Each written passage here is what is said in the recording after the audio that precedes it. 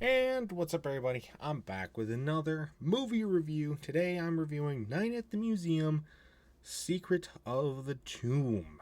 Or The Secret of the Tomb, I guess. Released in 2014, so 5 years after the second one. And this, I guess, was supposed to be the final movie in this trilogy.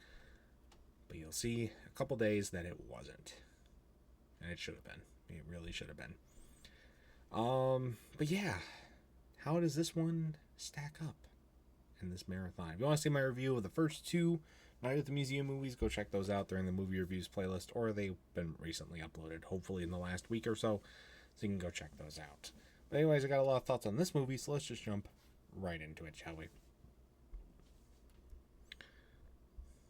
I gotta say, there was a lot of celebrities that were name dropped across the first two movies.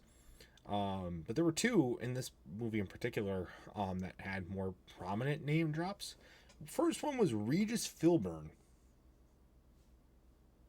in 2014. What? Okay. They also do a lot more stuff with like cell phones and social media and stuff like that. There's they like at the beginning of the film, Owen Wilson and the general character are just they're watching cat videos on YouTube and they leave a comment, which I think is really funny.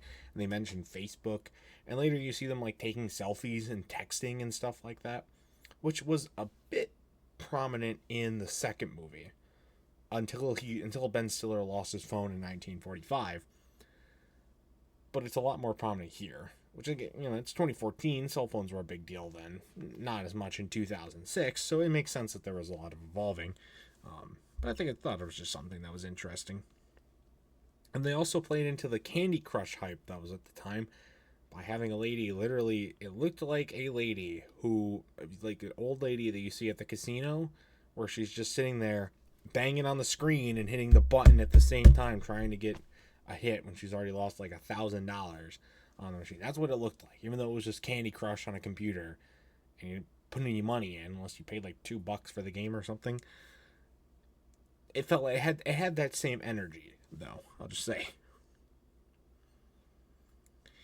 Also, the OG guards are back. They were not in the second movie, but they are in here. And the short guy makes a comment, he calls him monkey face. Ooh, okay. But they were fine otherwise, and but I will say this is where I think, like, this was a good sign that this franchise needed to end here, because a lot of these characters are just not good. A lot of the characters outside of Ben Stiller, Robin Williams, pretty much everybody else is not good anymore. Um, there's and a lot of the new characters are also very annoying or just forgettable at that. And the one that's the worst out of all of them is the kid. His kid, who has this is by far the most prominent role he has in any of these movies.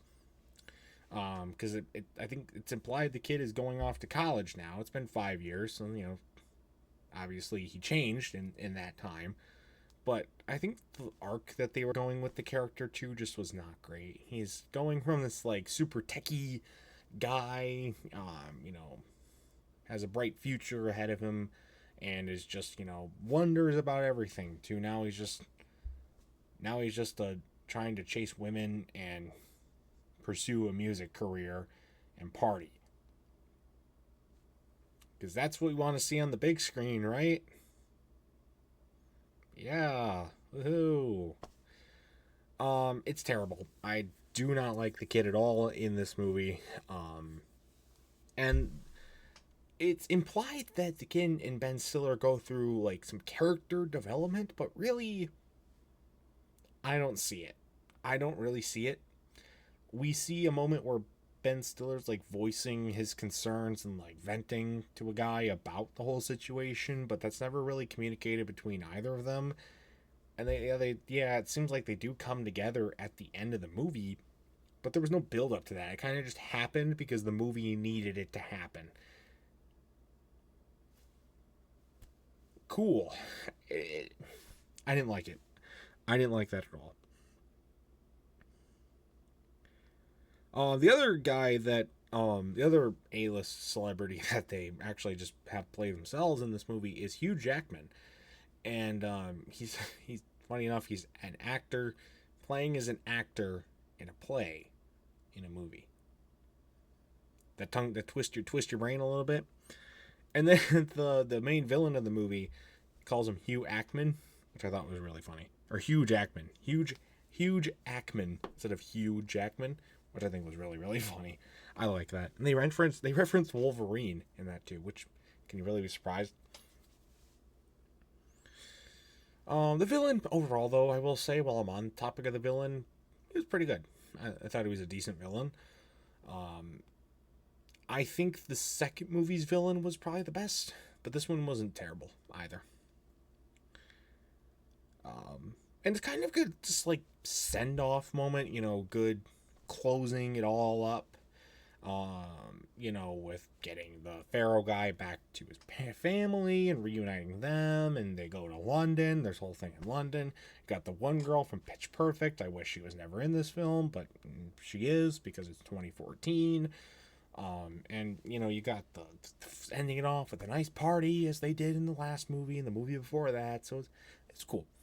Ben Stiller is finally happy where he is in his life, and he's got things right with his son, and then everybody at the museum good too. It's really nice. The hard part about watching this movie was this was the last movie that Robin Williams ever did before he died. In fact, this movie came out after he died. Filming wrapped up a couple of months before he died. Robin Williams had a very prominent role in the first movie, not so much in the second movie, because he doesn't travel to DC, so he's absent for the middle part of the movie.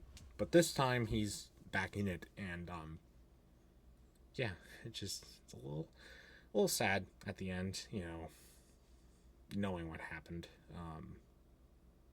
But he does a good job. He does a good job in this movie. So rest in peace, Robin Williams. Legend indeed. So definitely won't be the last of his movies that I review on this channel. But yeah, that's it for this review. This movie was definitely where things really started to suffer. But it's not a terrible movie, all things considered. It was definitely watchable. And I didn't hate it.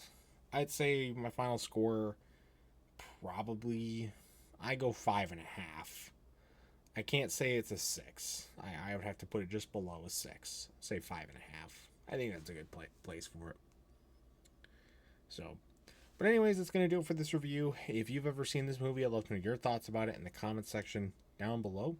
That's going to do it for this video as well. Stay tuned for other much more amazing content, including more movie reviews, more awesome stuff, and until next time, see you guys later. Goodbye.